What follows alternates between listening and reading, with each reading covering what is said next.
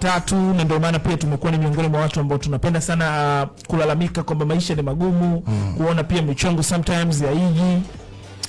Ushauri wangu, kuna vitu vitatu naweza nikashauri vijana. Tunavyo mzazi. Okay, cha kwanza ni lazima ujue plan ya kesho kwanza, mtoto wa kiume. Future yako ni kesho. Usilale bila kujua kesho nina mchongo gani. Hilo la kwanza, lakini la pili, riski haiji mchana wala jioni. Hilo ni kweli kabisa. Asubuhi. Lazima mtoto riski maana pesa, si ndio? Yeah. Haiji mchana wala jioni. Inakuja asubuhi. Hiyo inaweza kuja tu na kwa Mungu kutoka panga, lakini riski yenyewe upambanaji unaanza asubuhi. Unaelewa? Yes. Yaani mtoto kiume anatakiwa kuamka asubuhi kivyovyote. Yes. Okay, cha tatu ni naweza kusema upangilie mkakati wako. Je, una mchongo, lakini je mchongo wako vipi?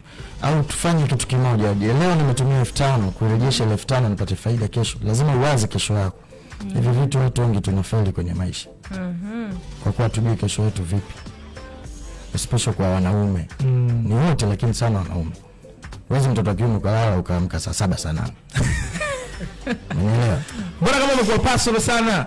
Kwa sababu ukifanya hichi kitu utaona kuna nimepitia hiyo, so utaviona hivyo vitu kama vina change automatically. Kumka saa 7. Yaani utajiona na unaingiza riski. Utaona mambo yaende, unajua wewe. Yes.